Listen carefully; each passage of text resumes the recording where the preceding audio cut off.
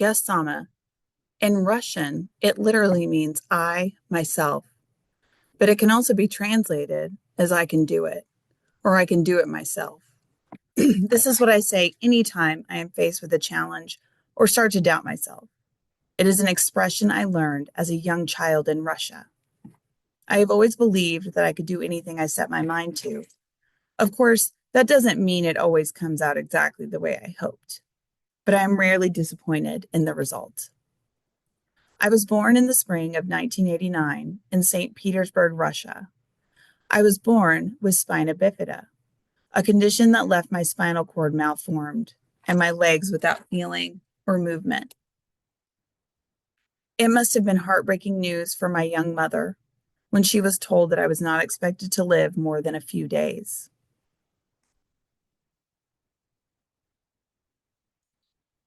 I can imagine the doctor's sad consolation. We are so sorry, but your baby will not live to see the summer. It will be best for the child if she is placed in the government hospital until then.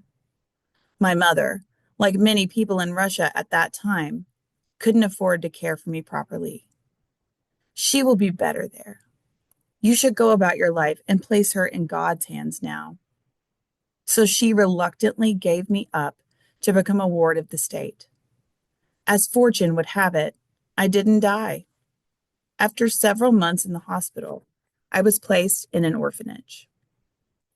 Baby house number 13 was for infants and toddlers up to the age of 4. The children were looked after by a staff of women caregivers who weren't trained doctors or nurses and knew little about how to care for a child like me. I have been told that for the first year of my life, some of them prayed for my suffering to end. But by the end of the first year, I was still alive.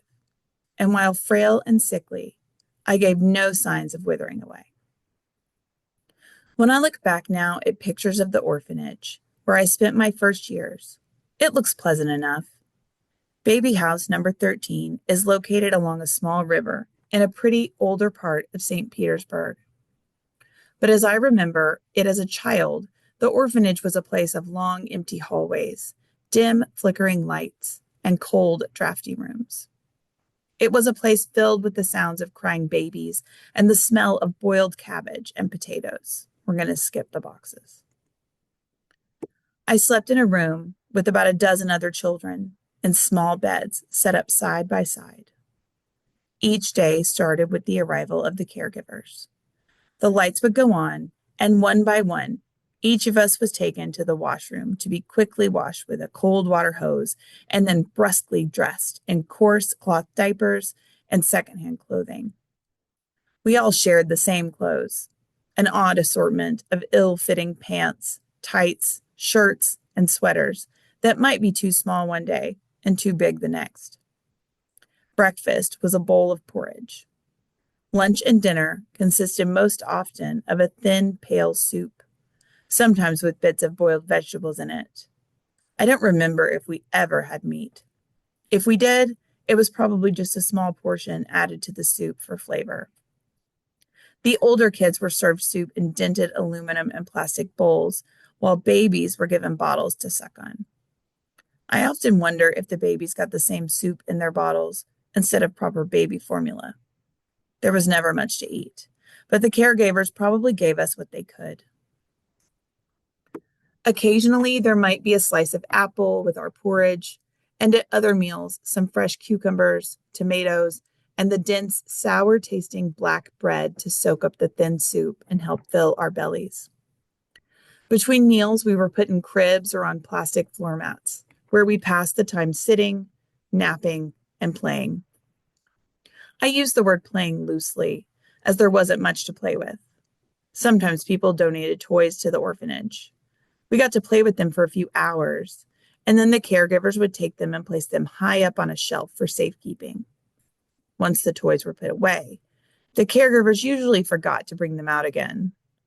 I guess it was because there were so many children and not many toys that the caregivers wanted to make sure that they weren't broken or worn out from overuse. Each day was like the last. Each day was spent doing the same things over and over. There were few activities and no classes. The caregivers rarely talked to us except when they herded us out of our beds to meals and then back to bed. Since we were all babies, there was no reason to engage us in conversation. The only words we learned were from each other or from listening to the caregivers. Their voices turned to whispers if they became aware of us eavesdropping on them. At nighttime, the orphanage was a terrifying place. As nice or indifferent as the caregivers during the day might be, the people who came to watch over us at night were our nightmares. Grumbling and angry, they would shout at crying babies, as if somehow that would quiet them. They'd also punish anyone who tried to get out of bed for a drink of water or go to the bathroom. Leaving our beds was forbidden, and we had to wait until the caregivers on the day shift got to work. As I got older, I learned the importance of being friendly and polite to the caregivers in the day so that they might talk to me, give me an extra piece of black bread at supper time, or even slip me a rare piece of candy. And I learned to be silent and invisible to those who watched us in the night. In summer, when the air was warm, some of us might be taken outside to the small yard of hard packed dirt that surrounded the orphanage. There was no grass or flowers, only a small play area with several large metal playpens where they placed us.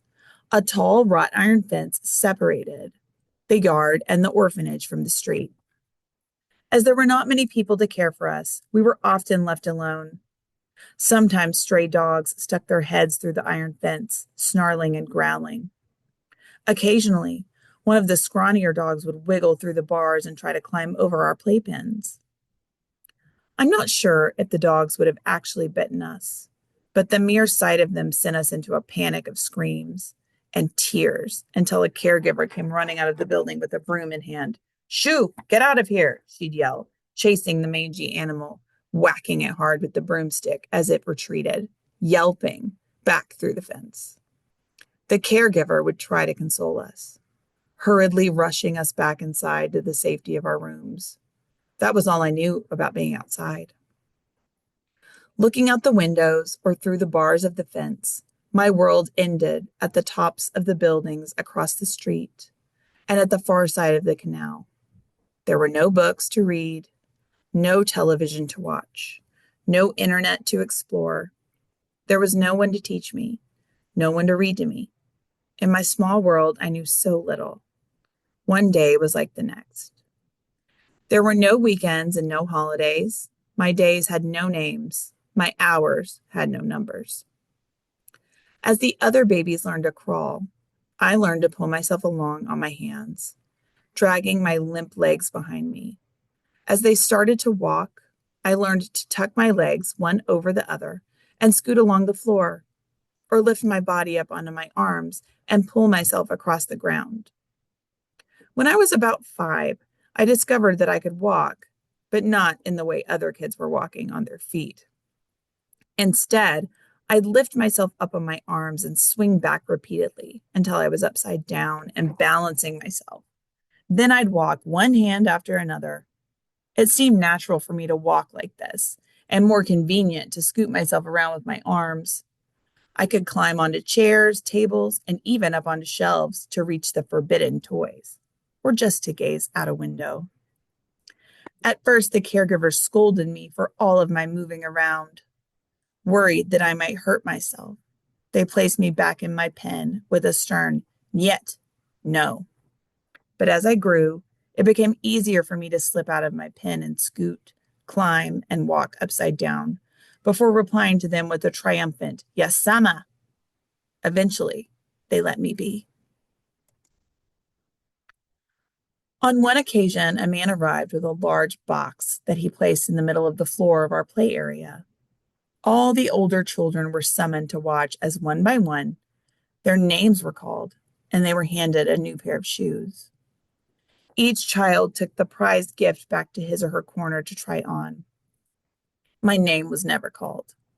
I pulled myself over to the big box and pushed myself up onto my hands, peering inside the box. It was now empty. There were no shoes for me. I couldn't walk, so I guess they would have been little use to me. But still, I would have liked to have had a pair of my own.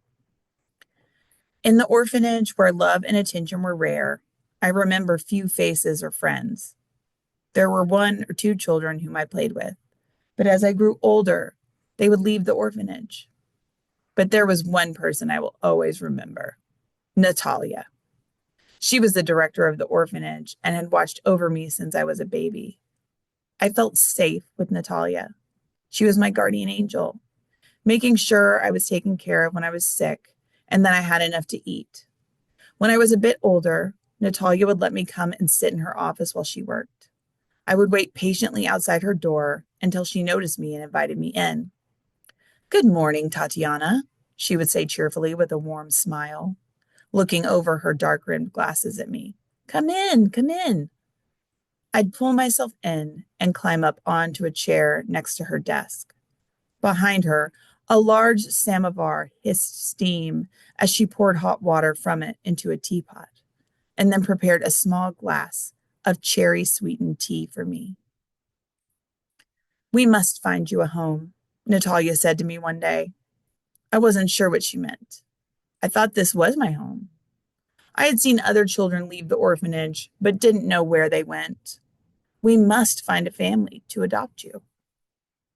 I didn't understand at the time, but Natalia was worried for me. I was now 5 years old and had become too old to live at baby house number 13.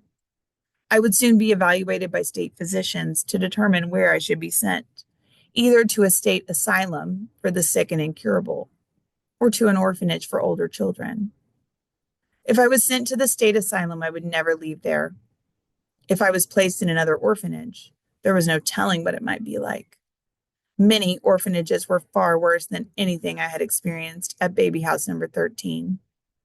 My best chance, as Natalia knew, was to be adopted by a foreign family, since few Russians adopted children, and even fewer wanted a child with disabilities like me.